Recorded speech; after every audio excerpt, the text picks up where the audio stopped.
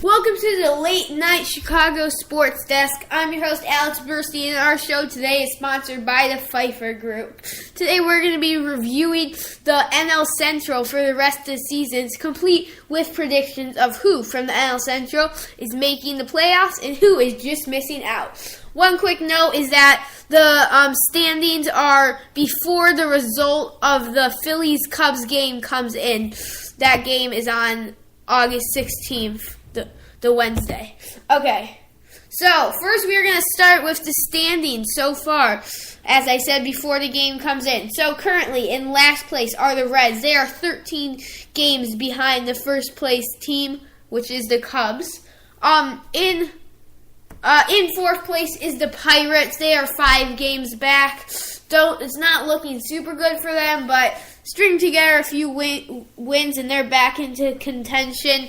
In third place is the dropping Cardinals. They won 8 in a row and now have dropped a few. They're 1.5 games back and they have dropped below the Brewers for the first time in a few games. In second place, as I said, is the Brewers. They're 1 game back, but if the Cubs win today, they will be 1.5 game back. Oh, everybody will be pushed back half a game. And then, as I said, Cubs are 1 game ahead of the Brewers and in first place, but that could easily change with a few wins and losses for either Brewers, Cardinals, and possibly the Pirates. Reds are pretty much out of it now. They're just playing for their own pride and to show their fans that they care.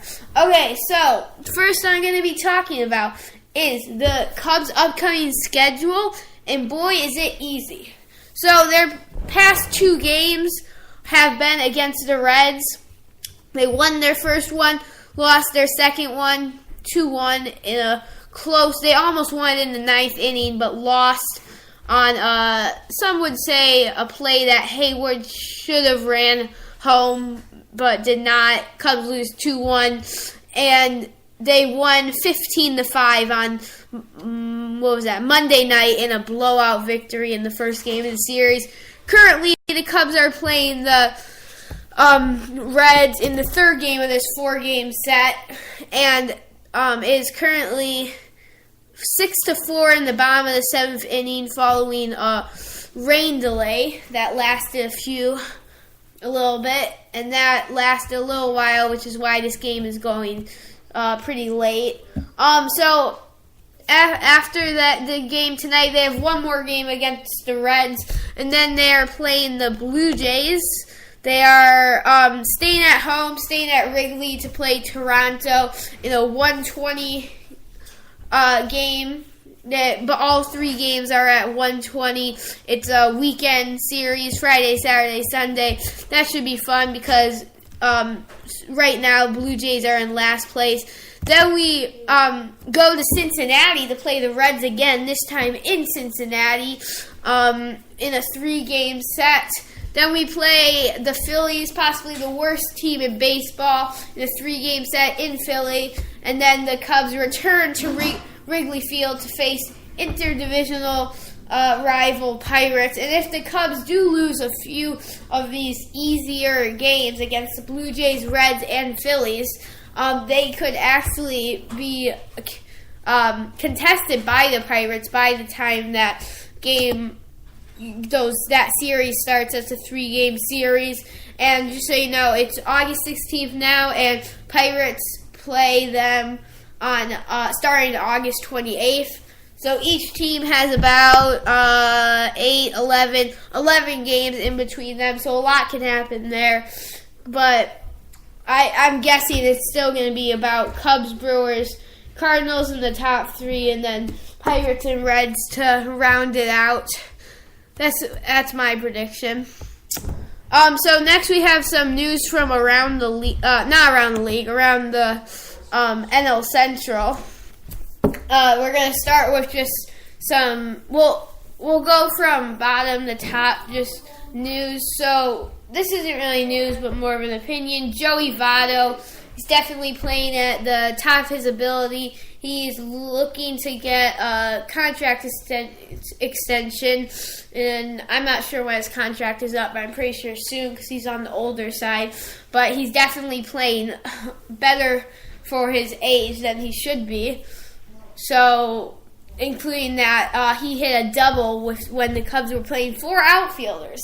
Very interesting play rolled out there, but he's definitely getting better with age, which is saying you don't see a lot with these older older players.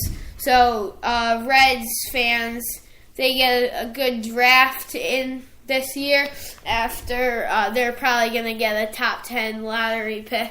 So if they can get a good pick up their farm system and get the players going through the farm system quick, they'll definitely be equipped with Joey Votto, or Joey Votto will be making more of a rep for this Reds organization and trying to bring some more players to it. So next we have the Pirates. Gregory Polanco, I believe, was on the suspension from play due to PEDs, is now on the DL, was replaced in center field by Andrew McCutchen. Andrew McCutchen won the job while Polanco was on suspension, and now Polanco is on the DL. Also, the Pirates farm system, just like the Reds are hoping to do, is really thriving. They're not sure how much longer they can keep players like Polanco and McCutchen, but they have a bright future due to their strong farm system. So that will be a treat for you Buccaneers, or not, I guess Buccaneers, but Pirates fans in the future. So next we have the Cardinals. Just one, a short kind of funny thing. Cardinals have been dancing on the plane rides. Less worries, more wins. That might be the key to success for some of these MLB teams that are stressed throughout the year. Cardinals have been dancing their worries away on the plane, and they did string 8 wins together in a row. So that's definitely helping a lot. So we'll see if they keep that up, and I can keep you tuned on that. Next we have the Brewers, second place Brewers, and Chase Anderson and Stephen Vogt are returning excuse me, sorry, against the Brewers. I mean, not for the Brewers, against the Colorado Rockies in Colorado. These two were on the DL list and are making their Milwaukee Brewers returns. Hopefully they will have a smooth ride back to the majors. And then also Neil Walker, the second baseman, is trying to gel with his... Wait, let me check real quick. I believe he is on the Brewers. 1 second.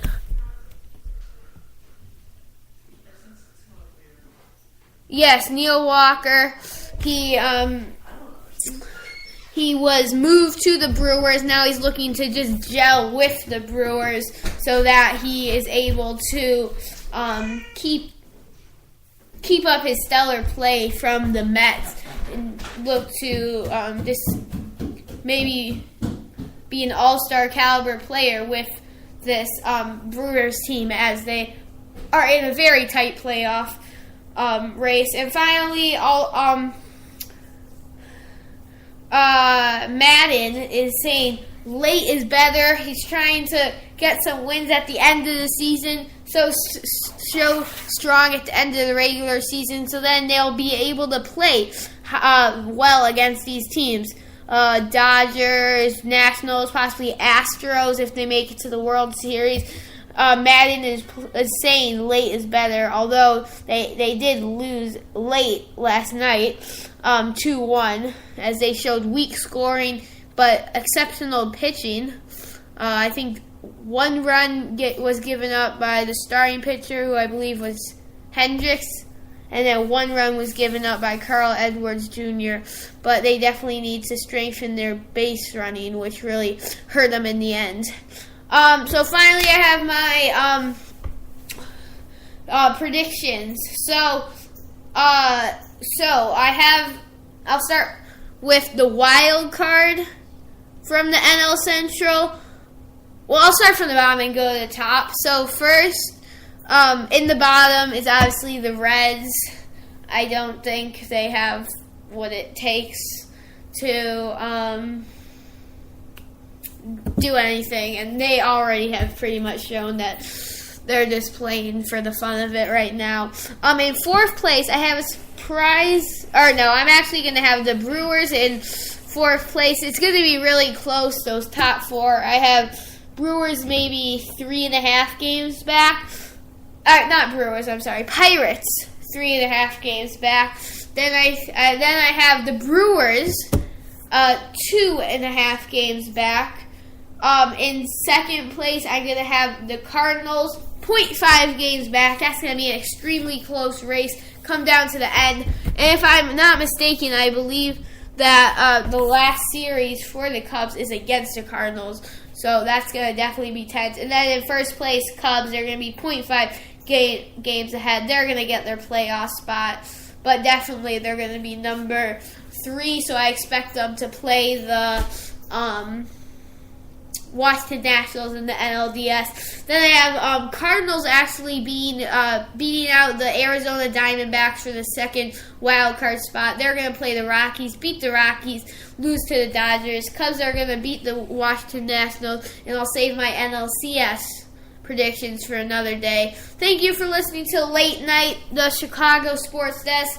As always, I'm your host, Alex Burstein. Make sure to join us next week on Wednesday, as we will be talking to Bulls, I believe. And I hope you have a good night. Remember to check out the Pfeiffer group. Make sure to listen to our last week's podcast. Signing off, Alex Burstein.